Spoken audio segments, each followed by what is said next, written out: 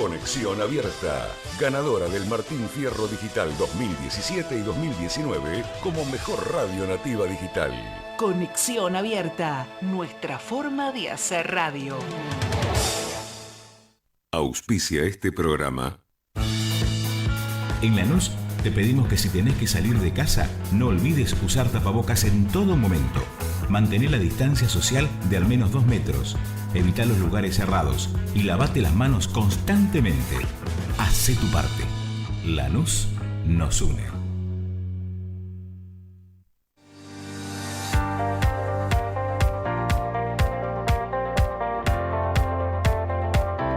Si de política, economía y actualidad se trata, siempre quedan asuntos pendientes. Un espacio de análisis y reflexión sobre la realidad argentina, con la conducción de Paula García.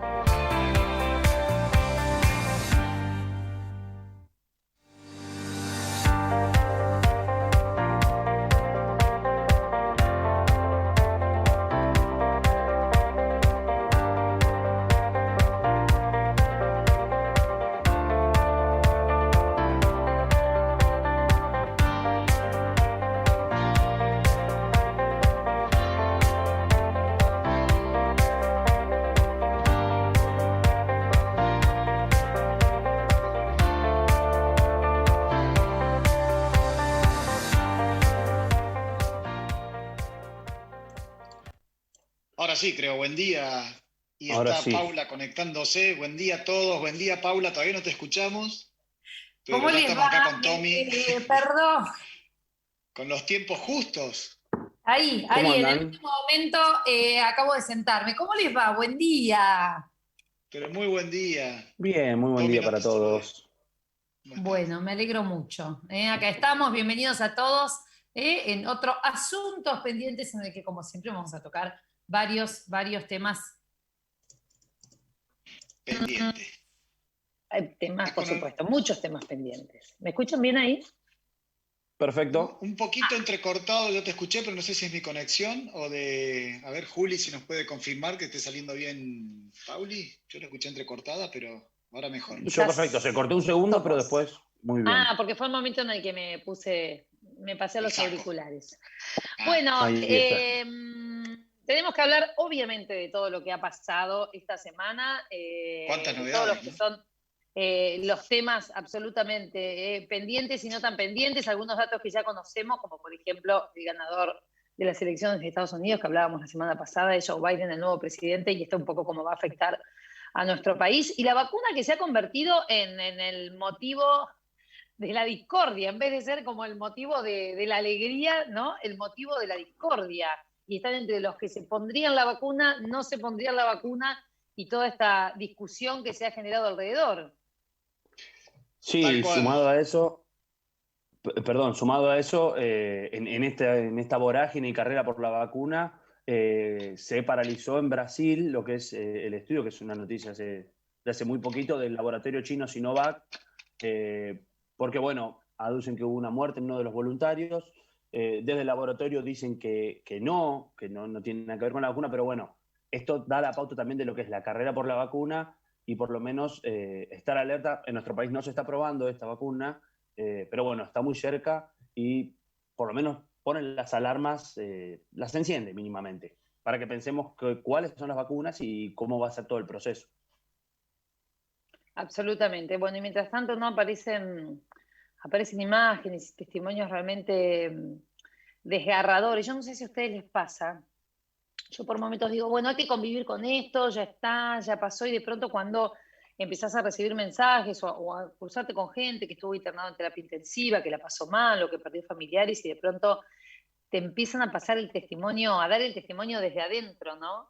Y uno entra como en la dualidad. El otro día me pasó que hacía una nota con un grupo de padres que habían hecho una presentación para que empiezan las clases, cosa con la cual estoy absolutamente de acuerdo en que las clases tienen que empezar con todos los cuidados necesarios. Y de pronto, por ejemplo, me escribe un enfermero del Garrahan. Y entonces me cuenta lo que es recibir un nene con coronavirus, intubar a un nene con coronavirus. Y entonces ahí aparece como la dualidad, ¿no? O me pasa de hablar con personas que han estado internadas en terapia intensiva y te dicen, es inimaginable lo que ocurre en una terapia intensiva, es inimaginable lo que se siente ver morir gente a tu alrededor todo el tiempo, o ver esta lucha de los médicos que no saben muy bien qué hacer, pero tratan de hacer lo mejor que pueden. No sé, a mí particularmente me agarra como una dualidad, ¿no? Decir, bueno, terminemos con esto y convivamos con esto, y por otro lado, decir, bueno, qué difícil para el que le toca estar de ese lado, ¿no? Y eso sumémosle Sí, también que no hemos tenido los grandes problemas en el sistema de salud que han tenido otros países. Ha habido casos muy puntuales en algunos lugares de Argentina donde, bueno, el sistema sanitario sí se saturó, pero bueno, en su mayoría, por suerte, considero, no se llegó al punto de tener que elegir entre a quién darle una cama en terapia intensiva y a quién no, por ejemplo. claro, yo creo, en sintonía con lo que dice Tommy, el punto clave es ese, o sea, en qué momento se satura o no el sistema, porque es cierto lo que vos decís, Paula, es desgarrador, o sea, conocer historias personales o casos, ya sea un chico, o sea, es muy poco común, ¿no? De menores de edad que hayan tenido que ser intubados, por suerte eso no es menos, pero debe ser terrible conocer una historia o ver a alguien un chico que haya tenido que sufrir eso, pero digo, tanto en chicos como en grandes, esas historias individuales son las que duelen y son las que afectan. Pero a nivel global, a nivel general, la mirada me parece que el análisis tiene que ir al punto de, bueno, hasta dónde el sistema sanitario puede atender a la persona que requiera, una internación por la gravedad de los síntomas que tiene o la afección que tiene, hasta dónde se lo puede atender, y la alarma fuerte es cuando no hay capacidad para atenderlo. Porque quiero decir, o sea, una vez que está en terapia intensiva, están haciendo todo lo posible por ayudarlo, por salvarlo, y es así, o sea, hay casos que salen, que son ayudados y que salen adelante, y otros que no, y es lamentable, por supuesto, pero es como toda otra enfermedad, como toda otra afección, que puede ser el coronavirus o cualquier otra enfermedad que sufre la humanidad. Eh, Digo esto como para también apuntar a que ahora, en esta etapa, la parte que debemos atender, me parece, es bueno, es que estamos viendo que por lo menos va a haber una salida, va a haber una posibilidad de que, bueno, ya esté la vacuna dentro de poco tiempo, y que la enfermedad vamos a convivir con ella como convivimos con muchas otras enfermedades que son tanto más graves, y que generan miles de muertes por año, ni hablar del, por ejemplo, el cáncer, ¿no? Que es una enfermedad que todavía la ciencia no ha podido del todo dar una solución concreta, fuerte, que puedas estar tranquilo de que con un diagnóstico de cáncer no sea tan grave, con un tratamiento sabes que lo podés llevar adelante, si bien existe eso, pero es grave todavía la cantidad de muertes que genera. Me parece que por ahí viene el análisis. Bueno, después vamos a seguir hablando de esto, porque ya la veo que está allí a Silvia Sí. Ferreira, que es la Coordinadora Nacional de Mujeres de la Matria Latinoamericana, y tiene que ver, obviamente, ¿cómo te va, Silvia? Buen día. ¿Cómo están? Buenas Ay, te voy a Buen tomar día. mate y me da ¿Se escucha envidia bien porque me ahí? olvidé la bombilla. Te paso un Bueno, en la mate, pausa si la voy a querés. ir a buscar. Bueno, se va a presentar finalmente el proyecto del aborto, de la legalización del aborto, del aborto seguro, legal y gratuito. Aparentemente ya se podría tratar a partir del mes que viene, esto por lo menos lo ha confirmado la secretaria legal y técnica, pero queríamos charlar un poquito con vos, a ver cuál es el proyecto finalmente, si es que estás enterada de los detalles que se va a presentar, y bueno, un poco cuál es la posición de ustedes. Claro, buenos días a toda la audiencia también. No, nosotras antes que nada queremos señalar que lo que tenemos es una señal un poco más clara por parte del oficialismo de la voluntad de avanzar con el debate legislativo respecto al aborto legal, seguro y gratuito, ¿no? Estábamos reclamando justamente alguna señal porque no teníamos esa perspectiva desde el jueves pasado, que hubo una reunión con el presidente de la Cámara de Diputados en donde en realidad se nos señaló que había tiempo hasta febrero del 2021, ¿no? Claro. En relación a las sesiones extraordinarias que tienen esa duración. Entonces, bueno, con preocupación vimos esa señal, y bueno, ayer la secretaria legal y técnica indicó que al menos lo que era en voluntad del oficialismo era de presentar el proyecto que venía anunciando desde el 1 de marzo ahora en el mes de noviembre, e incluir el tema en las sesiones extraordinarias, en el temario de las sesiones extraordinarias que tienen lugar a partir del 30 de noviembre, ¿no? Las sesiones extraordinarias son convocadas por el Poder Ejecutivo, a diferencia de las sesiones ordinarias, ¿no es cierto? Entonces, bueno, está eso que no estaba la semana pasada en cuanto a señales, y está el tema puesto en la agenda, ¿no? Hay que señalar que hay un proyecto que tiene estado parlamentario, que es el proyecto de la campaña nacional por la legalización del aborto, un proyecto que fue presentado en el 2019, que recoge la experiencia de 15 años, ¿no?, de recorrido, y sobre todo la experiencia en los aportes de la media sanción del 2018. Y está también este anuncio por parte del Poder Ejecutivo de un proyecto que ha elaborado el Poder Ejecutivo junto con otro proyecto de ley de los 1000 días, un poco en esta voluntad que ha expresado de acompañar ambas decisiones, ¿no? Aquellas personas que quieran interrumpir voluntariamente el embarazo y aquellas que quieran continuar con él. El tema está en que nosotros no conocemos, nadie conoce al día de hoy el texto, el contenido de este proyecto del Poder Ejecutivo. Entonces también eso es una de las cuestiones que está en debate, o por lo menos que estamos señalando desde la campaña nacional por la legalización del aborto, ¿no? Que se respeten los contenidos, los principios del proyecto elaborado por la campaña y presentado en el 2019. Silvia, ¿cómo te va? Buen día. ¿Qué tal? Buen día. ¿Cuáles son los pasos a seguir entonces? Porque en el 2019 no llegó a tratarse, si bien tenía estado parlamentario, no llegó a tratarse. La campaña continúa, la semana pasada hubo algunas manifestaciones en todo el país. ¿Cuál es el panorama de acá adelante? Bueno, de por lo menos esta voluntad del Ejecutivo. ¿Cuál es el rol de la Marea Verde en pos de la campaña para que verdaderamente llegue, ya no sabe si diputados o senadores primero, pero que sí que entre al recinto y se vote? Y que sea ley. Claro, nosotras ya venimos realizando desde Mumalá y desde las distintas organizaciones, ¿no? Entre ellas la campaña nacional. Nosotros somos parte integrante de la campaña nacional por la legalización del aborto, y estamos realizando desde hace varias semanas ya acciones frente al Congreso y en todo el país, y seguiremos en ese sentido, ¿no? Este miércoles hay acciones frente al Congreso, y en las próximas semanas también estaremos presentes, hoy más que nunca, ¿no? Para poder un poco dar cuenta de lo que es esta fuerza que en realidad entendemos es lo que hace que estas decisiones vayan dando pasos hacia adelante. El próximo paso es, lógicamente, la presentación por parte del proyecto, por parte del Poder Ejecutivo, del proyecto que viene anunciando, porque entendemos que, bueno, van a estar ambos proyectos a la vista al momento de iniciar el debate legislativo. Entonces, esperemos que efectivamente se concrete la presentación ahora, antes del 30 de noviembre, del proyecto del Ejecutivo, y que luego finalmente el decreto que incluya el temario de sesiones extraordinarias incluya el proyecto de legalización del aborto. Entonces, bueno, están esos dos pasos de inmediato que necesitamos se hagan de manera urgente para tener mayor certeza y poder ya, con todos los elementos sobre la mesa, avanzar hacia los consensos necesarios para que efectivamente sea ley.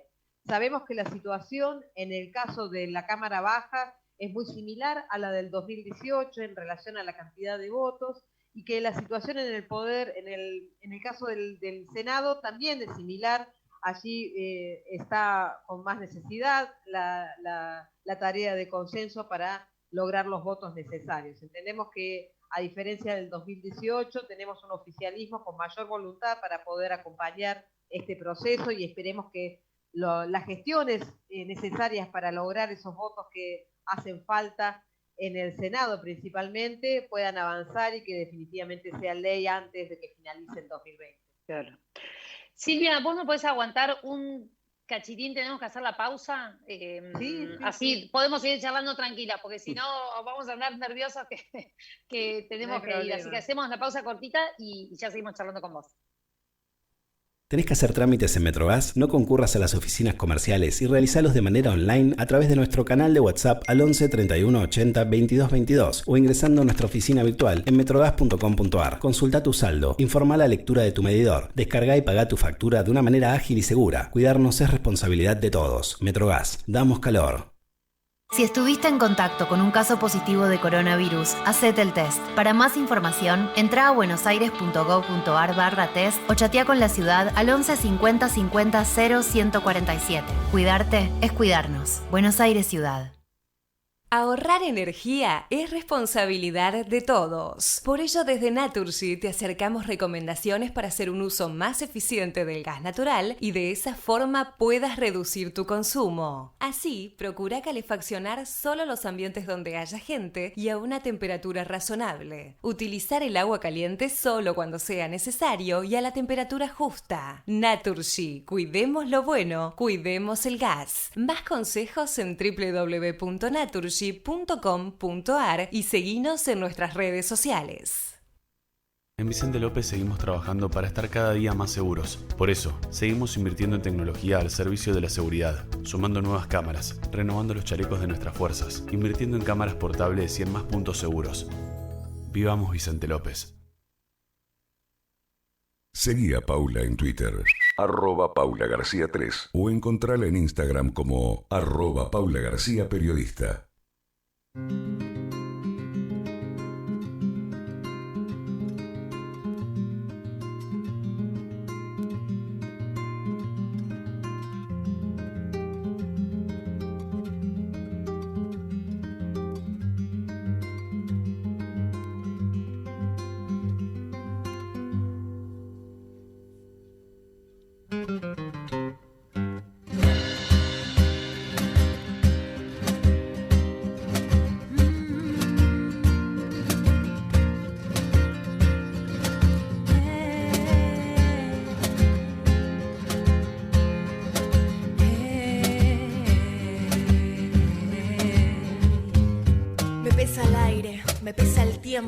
Esta mochila que cargamos más pesada que el cemento. Tantas veces ignoramos nuestro propio sufrimiento, tantas veces nos callamos, quedamos en el intento de sacarnos esas dagas, deshaciendo el argumento que si un macho nos faja es porque algo habremos hecho. No me trago más la mierda, no compro el puto invento. Hoy nada más nos ata, somos libres como el viento. Bueno, acá estamos en Asuntos Pendientes hasta las 12. Estamos charlando con Silvia Ferreira, la Coordinadora Nacional de Mujeres de la Matria Latinoamericana. El tema que nos está convocando es el tratamiento que aparentemente se va a dar al proyecto de la legalización del aborto y bueno, con ganas de saber todos qué contiene este proyecto. Nos decía recién Silvia que no se conocen los detalles y que obviamente se espera que tenga que ver con lo que han presentado todos los movimientos feministas en el año pasado. Charlie, tenías una pregunta para Silvia. Sí, Silvia, yo quería preguntarte qué tal, Silvia, el hecho de que se haya presentado recién ahora y que entre para sesiones extraordinarias. Yo sé que ustedes hubieran estado esperando que durante el año que se presentara antes, pero digo, ¿cambia en algo? ¿Les da menor tiempo como para poder asistir a reuniones así puntualmente en la Cámara Alta, en el Senado, que es donde quizás haya más necesidad de plantear de nuevo discusiones y presentar, ¿no? ¿Cómo lo ven eso? ¿Cómo lo analizan ustedes? Bueno, nosotras realmente teníamos esperanza de que se tomara antes esta decisión, un poco porque entendemos que la composición de ambas cámaras son las mismas del 1 de marzo, donde se sentaron los compromisos, ¿no? de avanzar con la legalización del aborto. Y bueno, y entendemos también que la preocupación tenía que ver con que mientras más se acerque al escenario electoral del 2021, iba a ser más complicado, ¿no? Ahora tenemos esta situación que esperemos que se materialice, de que el debate pueda llevarse adelante dentro del año vigente, del 2020. Entendemos que es una situación compleja porque, bueno, en las próximas semanas no es el único tema que al oficialismo le interesa debatir en el Congreso. Entonces, hay un conjunto de negociaciones, de discusiones en un marco más integral, que lógicamente el aborto está en ese marco y nos parece que en ese sentido es más importante, hubiera sido un poco más prudente hacerlo en forma más anticipada. Igualmente nosotras tenemos confianza porque sabemos que en la sociedad se dio un debate muy importante en el 2018, hay una parte importante de la sociedad que haya tomado, ya ha votado en las calles y también en la opinión pública. En el 2019 la campaña electoral tuvo al aborto legal dentro de los temas de debate para los distintos candidatos y candidatas Entonces entendemos que la mayoría de los elementos ya están sobre la mesa, ¿no? Resta la voluntad política de quienes tienen que tomar las decisiones para dar ese paso importante. Silvia, la última. Con la nueva conformación del Congreso, ¿cómo entienden ustedes que va a estar el voto, ¿no? ¿Qué puede llegar a cambiar? ¿Dónde van a tener que trabajar más o menos? Claro. Bueno, ahora empieza el poroteo en realidad, y hay que ver también el contenido del proyecto que va a presentar el Poder Ejecutivo, porque también eso tiene su incidencia en definitiva en los votos, ¿no? Entendemos que en el caso del Senado es donde hay que concentrar mucho la atención, ¿no? Sabemos que en la Cámara de Diputados hay una diferencia aparentemente a favor del proyecto, de la voluntad de legalizar el aborto, ¿no es cierto? Digámoslo en términos generales, que es lo que se estuvo tratando de relevar en todo este tiempo. Y en el caso del Senado es donde más hace falta, bueno, la acción concreta de búsqueda de consensos, y también en donde va a hacer más falta volver a la calle. Nosotras estamos señalando eso, ya lo vimos en el 2018, que fueron en esas últimas jornadas en donde muchas legisladoras y legisladores terminaron formando su opinión. Entonces, eso fue un aprendizaje bien concreto. Y que ahora, en el marco de la pandemia, sabemos las dificultades que existen. Por suerte, vemos que acá en el área metropolitana hay mejores condiciones como para poder tener una presencia en la calle, siempre cuidando nuestra salud, siempre cuidando el distanciamiento, el barbijo, como venimos haciendo en las últimas semanas, pero conscientes también de que es en la calle donde nosotras tenemos la mayor seguridad de lograr todos estos derechos, ¿no? Silvia, te agradecemos mucho, debate que vuelve a comenzar y que seguramente vamos a estar siguiendo muy de cerca. Gracias. No, gracias a ustedes y bueno, que sea ley. Gracias, Silvia. Bueno, habrá que ver, ahora que pasa, es muy importante poder conocer el contenido de este proyecto, sin duda. Hay que ver, sí. Es muy bueno el proyecto de la campaña, o sea, nosotras no tenemos esa cuestión de hacerlo solamente por una cuestión de formalidad, sino que bueno, ahí hay un montón es un piso importante del cual no retroceder, porque no porque sí, hay 15 años, y hay un aprendizaje muy importante en lo que ha sido la interrupción legal del embarazo, con todas las niñas que han sido víctimas de abusos y no han podido, en definitiva, concretar su interrupción legal del embarazo, y eso es lo que se ha incorporado al proyecto de la campaña. Entonces, no nos parece menor que se mantengan muchos de los preceptos que allí se tenían. Gracias, Silvia. Bueno, a disposición. Para gracias. Bueno, muchas gracias. Hasta luego. Adiós. Bueno, 11:23 de la mañana, avanzamos en una mañana rara, con solcito, pero también con muchas nubes, por lo menos en la ciudad de Buenos Aires. Medio fresquita me parece que está, pero una semana que avisora así, con sol, lamentablemente para algunas zonas que están necesitando lluvia. Bueno, Charlie, ¿te animás con un adelanto? Un pequeño adelanto, bueno, yo le llamo un tsunami de pickups. Se vienen muchos lanzamientos, las pickups están a full acá en Argentina, es el segmento que más crece, que más oferta tiene. Les voy a dar un pequeño detalle de fechas a tener en cuenta para ir viendo las que se van a estar renovando en algunos casos y en otros casos totalmente novedosas. En un ratito te cuento bien las fechas y cuáles son. Muy bien. ¿Tommy?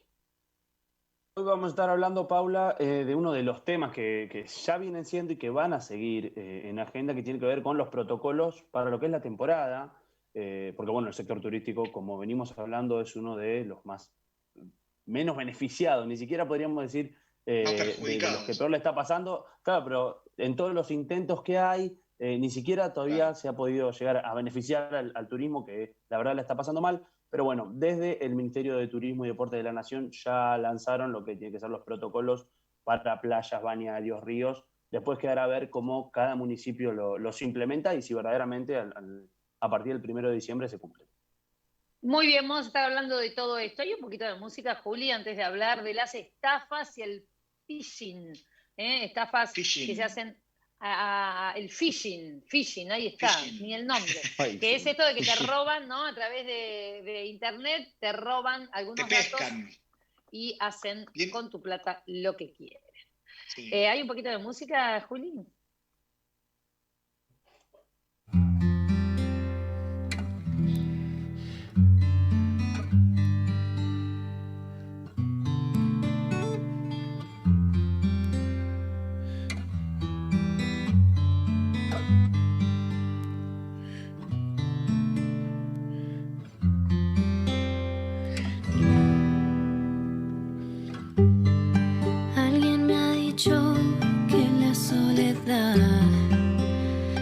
se esconde tras tus ojos y que tu blusa atora sentimientos que respiras. Tienes que comprender que no puse tus miedos donde están guardados y que no podré quitártelo si al hacerlo me desgarras. No quiero soñar 1000 veces las mismas cosas ni contemplarlas sabiamente. Quiero que me trates suavemente.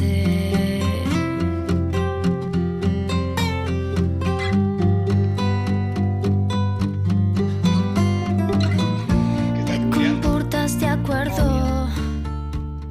Volvemos. Bueno, acá estamos románticos con Juli Sánchez, nuestra operadora, como cada martes, y vamos a hablar de un tema que nos compete a todos. A mí quiero decirles que el fin de semana hicimos una nota en TN con Marcelo Zelawoski, que es abogado, sobre el tema de las estafas virtuales y el cuento del tío en internet y el robo de identidad. Y me impresionó la cantidad de mensajes que después recibí en las redes sociales. A mí me pasó esto, a mí me pasó lo otro, o sea, es tan común, lamentablemente, y en estos tiempos mucho más, que queríamos hablar con Marcelo sobre un fallo puntual, pero que obviamente involucra un montón de gente. ¿Cómo está, Marcelo? Buen día. ¿Cómo les va? Buen día a todos. Bueno, a ver específicamente, ¿cuál es el caso de esta mujer que acudió a la justicia y que ahora la justicia le ha dado la razón en este sentido? Esta mujer es una profesora de filosofía jubilada que al entrar al home banking y después de tener ciertas dificultades, recibe un mensaje ofreciéndole ayuda. En ese mensaje se encuentra con un video para bloquear el token que le dicen que para generar el nuevo token tiene que ir al cajero. Va al cajero, blanquea su clave y sigue recibiendo mensajes. Y le dicen que bueno, que ya está habilitada para operar. Ahora bien, ¿cuál ha sido el inconveniente? No solo le vaciaron la cuenta, sino que le sacaron adelanto de haberes, y lo más grave de todo esto es que existen los famosos créditos precalificados en el caso del Banco de la Provincia de Buenos Aires. Es decir, los estafadores, los Fisher, lo que hacen es sacar créditos a su nombre, y es ahí donde está la médula del problema y de toda la cantidad de juicios que estoy llevando, ¿no? Esa es la síntesis del caso Bravo, más o menos. Claro. Y esto, digamos, es obviamente sobre este caso puntual, pero aplica a todos los casos que se están dando en este sentido. ¿Hay algún dato para tener una idea de cuál es el porcentaje de este tipo de delitos que se está dando? ¿Algún dato que nos pueda dar como un macro? Absolutamente. La magnitud del problema es enorme. Obviamente con la pandemia esto se acrecienta. En el caso de la ciudad de La Plata, esto tuvo su pico a finales del mes de agosto. En la ciudad de La Plata, de acuerdo al Ministerio Público, usted tenía un promedio de 20 casos al año, y yo, más o menos, yo solo, sin perjuicio de los casos que pueda llevar otros colegas, estoy atendiendo 25 casos en el tema de un mes. Esto tiene dos ramas, una rama civil y una rama penal. La rama penal es la que usted mete para que el banco le reciba la denuncia, digamos.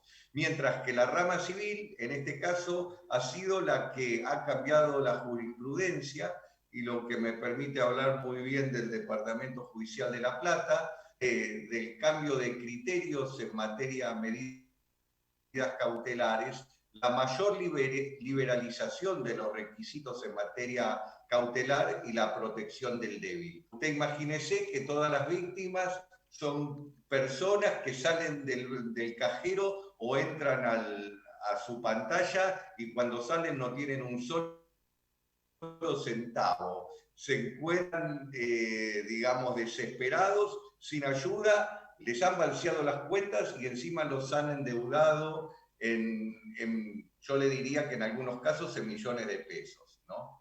Ese es el punto. Marcelo. La magnitud es gigantesca. Usted tiene, si quiere que le diga...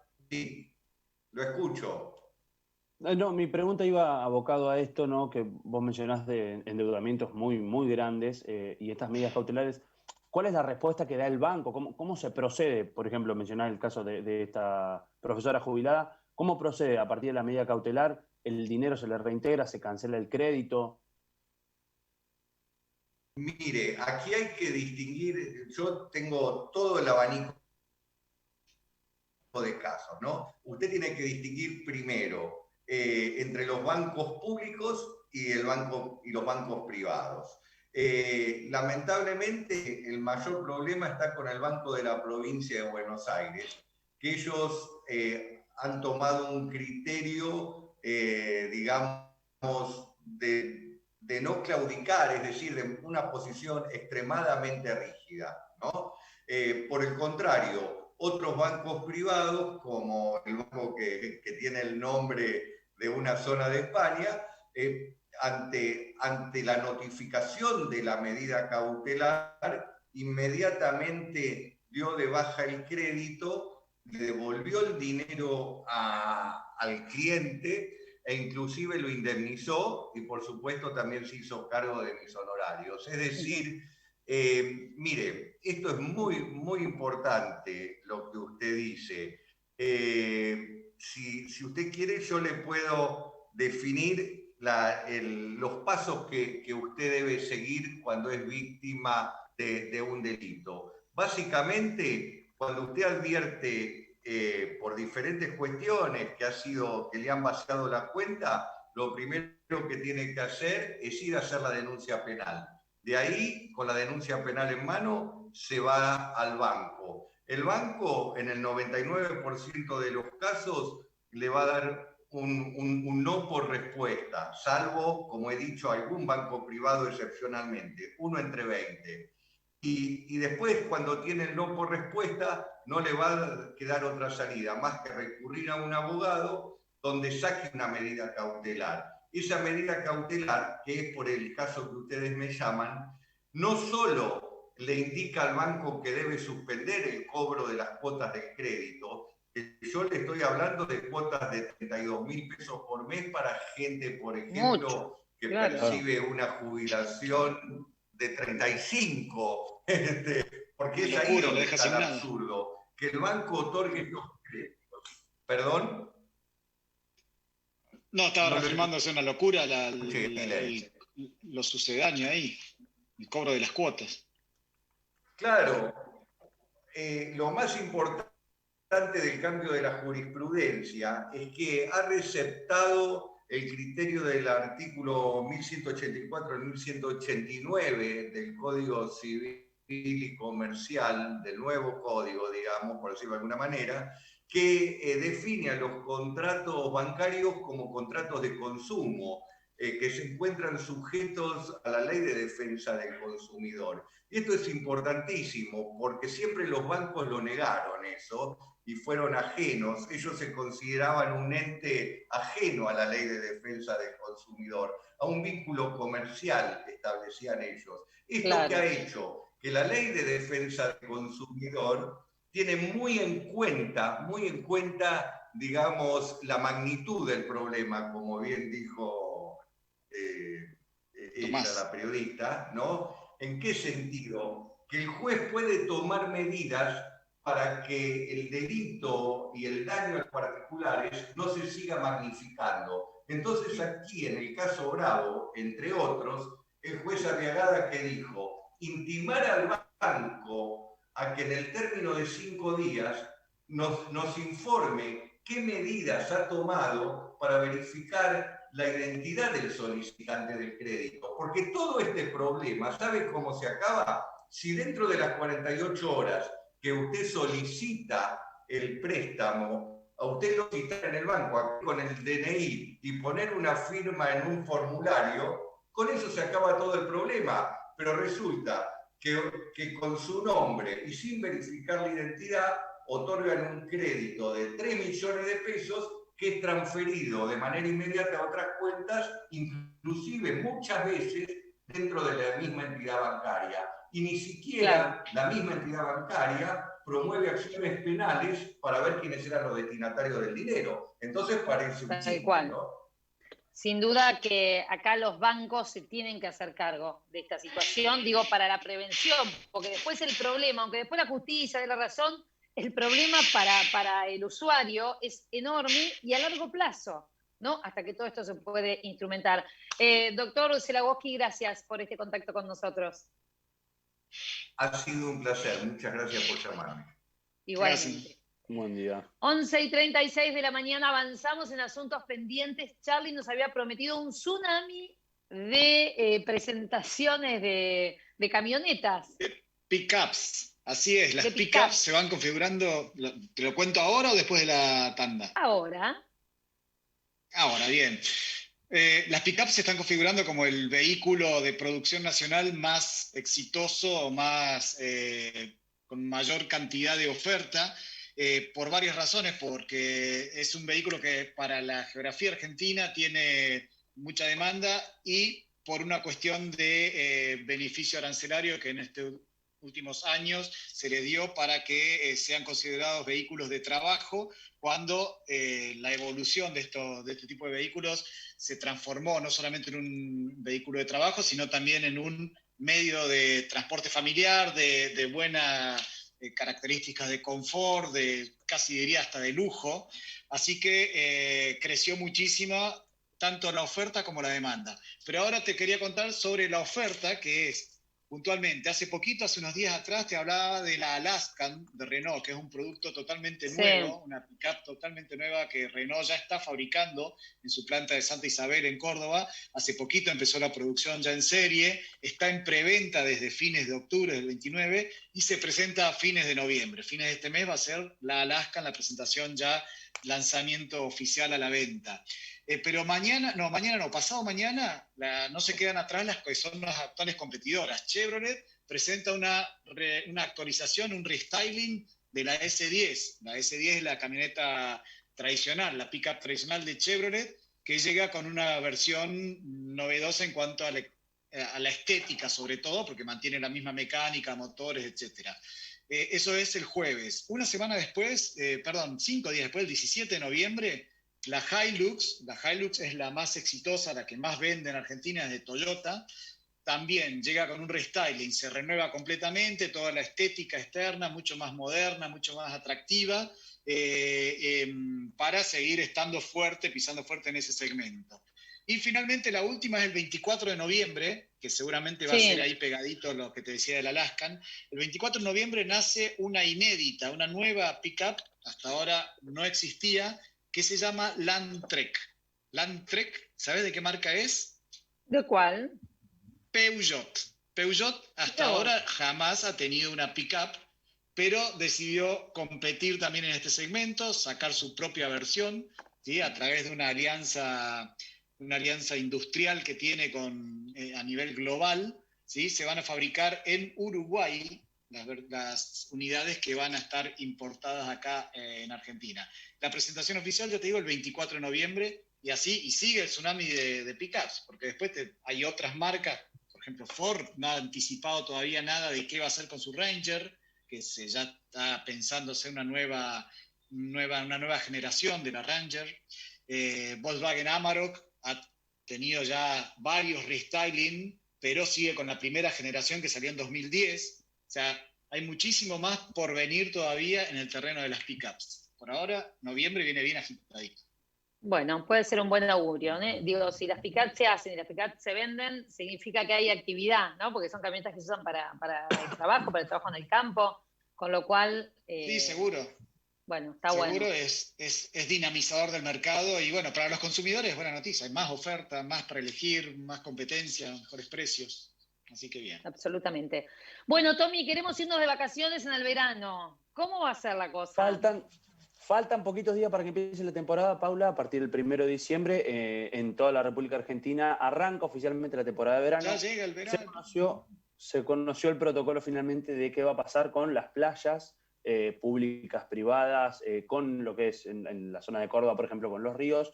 Bueno, el Ministerio de Turismo dio el protocolo nacional, donde, bueno, se hace mucho hincapié en lo que es el distanciamiento social, ¿no? La entrada, tiene que haber una entrada señalizada y una salida señalizada.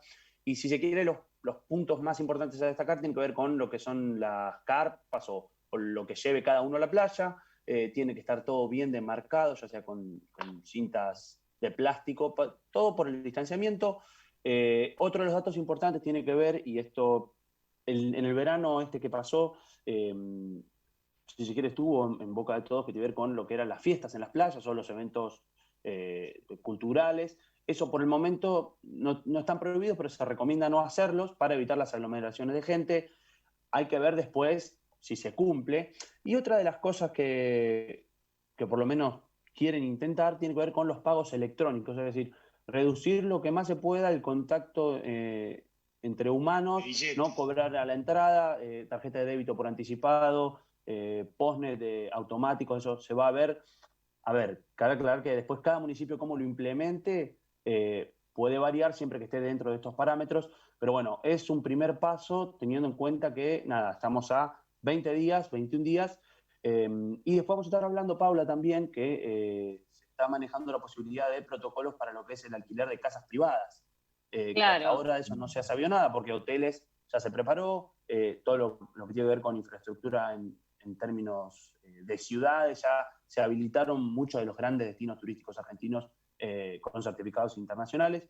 Pero lo que es el alquiler de casas privadas, lo que puede ser en el cambio de semana o de quincena, higienización y demás, todavía no se ha aclarado nada, pero se estima que va a haber un protocolo también. Y falta también conocer qué va a pasar con aviones y micros de larga distancia, que hoy están habilitados, pero solo para cuestiones particulares, personales, esencial y situaciones particulares, porque esto es clave, ¿no? Para que funcione el turismo, que la gente se pueda acercar. No todo el mundo va en auto. Y también, un dato que para mí es esencial, que no leí si está, la verdad es que no lo encontré, si está ya determinado o no, que es que va a pasar con aquellos casos de COVID que aparezcan, que no sean graves para ser internados, pero que no se puedan quedar en la casa que están alquilando o en la habitación del hotel que están alquilando porque hay otra persona que va a entrar. Bueno, ¿qué se hace con esa gente? Si viajó en micro, ¿qué se vuelven? En micro hay micros especiales con gente con COVID que devolverá a la gente a sus provincias. Obviamente el transporte público no lo pueden tomar si están infectados. Bueno, va a haber hoteles especiales para alojarlos. La verdad es que... Esa es una de las posibilidades, Paula. Es una cuestión, digamos, a definir importante. Sí, es una de las opciones que se está manejando, esto que mencionás de espacios especiales para gente contagiada. A ver, lo que se va a intentar es reducir al mínimo la posibilidad de contagio, pero bueno, es bastante factible que suceda en algún momento porque todavía no se está manejando bien qué número de personas se va a acercar a los destinos turísticos, pero por ejemplo, con lo que es el plan previaje, los números son bastante alentadores. Hay que ver, además de estos hospitales móviles que se estimaba que se iban a poner, qué va a pasar con esta gente contagiada. Y con respecto a lo que es el transporte público, todavía no hay precisiones todavía. Lo que sí, bueno, se estimará que la capacidad de micros de larga distancia o de aviones va a ser por lo menos reducida al 50%. Faltan todavía algunas precisiones de cara a lo que es la temporada, pero bueno, son los primeros protocolos y lo importante va a ser, bueno, cómo se implementa. Muy bien, aquí está entonces toda la información. Ahora iremos conociendo ciudad por ciudad, ¿no? Cómo se va a implementar. Esto hablamos de la provincia de Buenos Aires, hablamos de la zona de playa o compete, por ejemplo, a Córdoba, Mendoza, a todo el país. Este es un protocolo nacional. Ok, o sea, después playa, cada uno... Claro, y después cada uno va a ir... primero las provincias, ya algunas se han ido manifestando de cómo va a ser. Era importante esto de tener el destino turístico garantizado, turístico higiénico garantizado. Después cada uno va a ver cómo lo implementa de acuerdo también a la cantidad de gente que espere. Por ejemplo, Mar del Plata está largando un programa de voluntariado para el control de este distanciamiento en las playas y demás.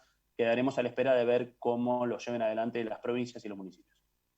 Muy bien, ahí está toda la información. Hoy estamos tan prolijos que me da un poquito de miedo. Juli, o'clock, vamos a hacer la pausa. ¿Tenés que hacer trámites en Metrogas? No concurras a las oficinas comerciales y realizalos de manera online a través de nuestro canal de WhatsApp al 11 31 80 22 22 o ingresando a nuestra oficina virtual en metrogas.com.ar. Consulta tu saldo, informa la lectura de tu medidor, descarga y paga tu factura de una manera ágil y segura. Cuidarnos es responsabilidad de todos. Metrogas, damos calor.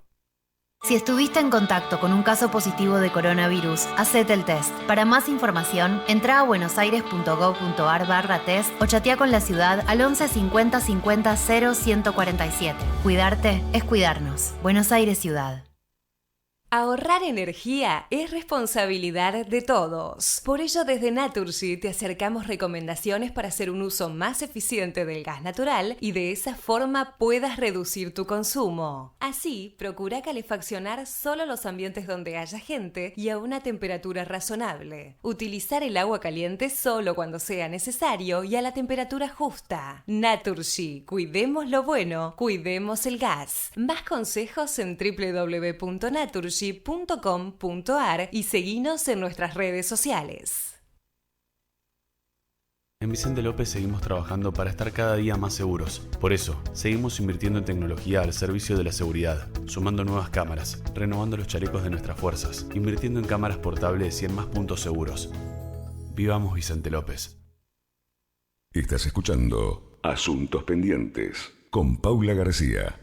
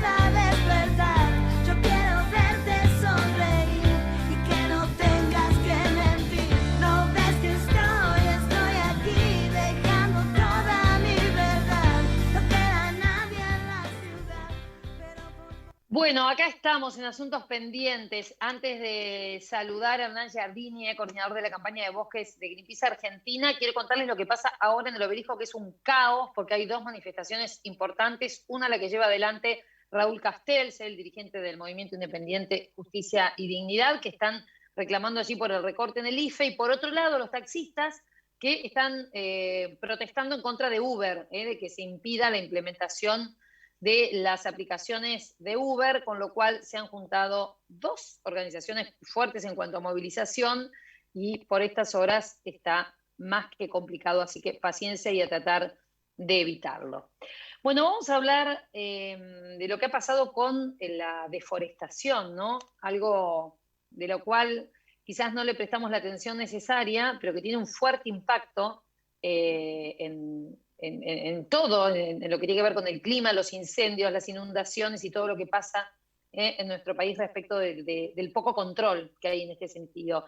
50.000 hectáreas fueron arrasadas por la deforestación, dice el informe de Greenpeace, y por eso queremos saludar a Hernán Giardini para que nos cuente un poquito más de esto. ¿Cómo estás, Hernán? Buen día. Buenos días, un gusto. Bueno, a ver, ¿a qué conclusiones llegaron respecto con este informe que han realizado? Bueno, nosotros venimos haciendo un monitoreo mediante imágenes satelitales, ¿no? Y lamentablemente pudimos detectar que desde que empezó la cuarentena hasta hoy tenemos unas 50.000 hectáreas, casi 50.000 hectáreas deforestadas en las provincias de Santiago del Estero, Salta, Chaco y Formosa, las 4 provincias del norte argentino, que concentran el 80% de la deforestación que venimos sufriendo en los últimos 20 años en nuestro país, por el avance de la soja, el avance de la ganadería. Mucha de esa deforestación ha sido autorizada en su momento, otra deforestación ha sido ilegal, porque las multas realmente son muy bajas y por eso venimos hace tiempo reclamando que destruir bosques sea considerado un delito penal, toda la deforestación ilegal, porque claramente después de varios años de la sanción de la ley de bosques, si bien se ha reducido un poco la deforestación, si uno la compara antes del 2007, seguimos teniendo un número alto de pérdida de bosques nativos. ¿Qué pasó con la ley de bosques, Hernán? Y mirá, se cumple poco. O sea, por un lado, los productores a veces desmontan sin ningún tipo de control y pagan multas irrisorias. Y por otro lado, los propios gobernadores de las provincias que te nombraba, Salta, Santiago del Estero, Chaco, Formosa, autorizan a veces desmontes a donde la propia ley nacional no lo permite, claro, con decretos, resoluciones, excepciones a las zonificaciones que se dan en la zona de bosques, como las que podemos tener en la ciudad, donde en algún lugar se pueden hacer edificios y en otros no. Bueno, esto es medio parecido. En algunos lugares se puede hacer intervención del bosque y en otros no, pero a veces han encontrado vericuetos legales para autorizar lo que la ley nacional no permite y por eso seguimos teniendo un alto nivel de deforestación en nuestro país, como te decía, por avance de soja y ganadería sobre bosques, con conflictos relacionados a comunidades campesinas e indígenas, pero también cada vez más inundaciones, cambio climático, pérdida de biodiversidad. Hay especies que están realmente muy amenazadas, como el yaguareté, que en la región chaqueña se estima que solo quedan 20 ejemplares.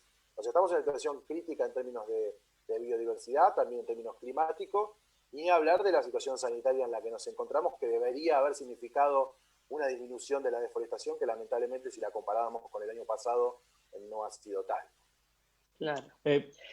Hernán, cortito, porque mencionabas esto de que las multas son irrisorias y se trata de llevar al plano penal. ¿De cuánto se manejan los números? Porque si no, nunca... de la ley de bosques se sabe... Lo único que se sabe es que no se implementa como debería. ¿Cuánto equivalen las multas?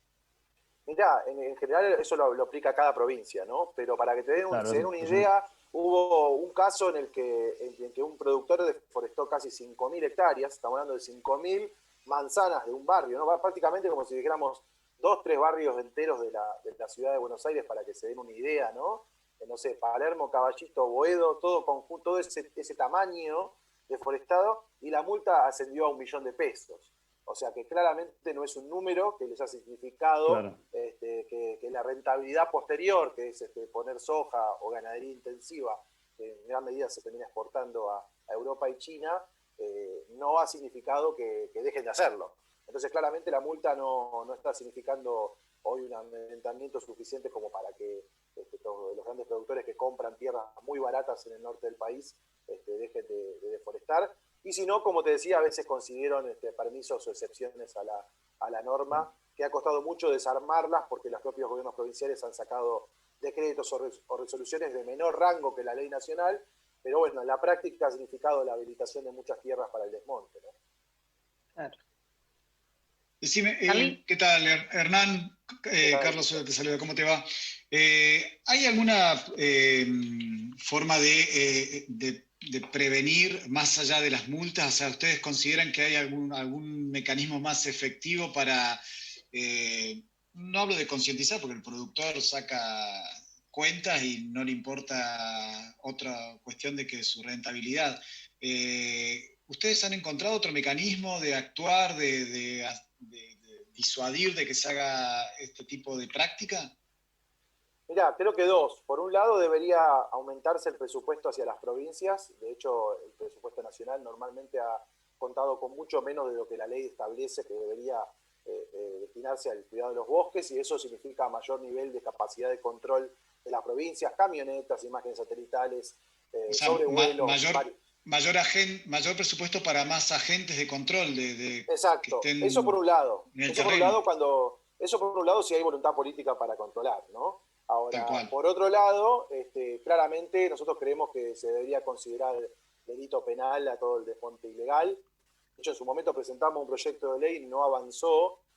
Ahora sabemos que hay algunas intenciones de modificar la ley de bosques para incorporarlo. En los proyectos de cambio del Código Penal que fueron avanzando poco, se incorporó, pero bueno, seguimos esperando, ¿no? Mientras tanto, sigue significando una multa irrisoria, como decíamos, o a veces esta cosa de que el funcionario puede, entre comillas, violentar una ley nacional y no pasa nada, ¿no? Con una resolución de menor rango. Y eso la verdad que también es un delito que debería incluirse, ¿no? La responsabilidad no solo de los productores, sino también de los funcionarios que con algunas legislaciones de menor rango dicen lo que no puede. Que muchas veces tienen acciones en las empresas que van a desmontar, ¿no? Y digo, por más multa que se cobre y que sea carísima, una vez que se desmontó, se desmontó. Por más plata que se le saque a la empresa, no. Es que ¿cuánto vale un daño, bosque? Claro, no tiene nombre. Un bosque no Estamos tiene precio. Estamos hablando de bosques que tardan 40, 50 años en madurar y llegar a ese nivel de maduración que tenían por ahí cuando fueron deforestados. O sea que, inclusive eso, no se reforesta y bueno, el daño es enorme y las inundaciones que está sufriendo el norte del país cada vez más, todos los años, de forma cada vez más repetitiva, tiene que ver con esa pérdida de la esponja natural que son los bosques nativos. Calculen que una hectárea con bosque absorbe 10 veces más en una hora lluvia que una hectárea con soja. Así que menos bosques es más inundaciones y la situación de cambio climático está generando inclusive más nivel de precipitaciones, con lo cual estamos más vulnerables a ese nivel de lluvias que estamos teniendo cada vez más intensa en los veranos, ¿no? Hernán, te agradecemos mucho, se nos está yendo el programa, pero bueno, queremos charlar con vos sobre esto, no son temas menores de los cuales tendremos que ocuparnos un poquito más. Gracias. No, muchas gracias por el espacio. Hasta luego. Bueno, hemos llegado al final, chicos, ¿nos volvemos a encontrar el próximo martes? Nos vemos el martes que viene. Martes que viene yo con mi tema que me quedó pendiente de hoy. Muy bien, siempre nos queda un temita de Charlie. Pensé que habías hablado de las dos cosas, Charlie, pero bueno, la semana que viene, uno solo. Dale. La semana que viene. Para hacer honor al nombre, está bien. Martes, 11 de la mañana, volvemos a encontrarnos. Chau. Adiós. Auspició este programa. En Lanús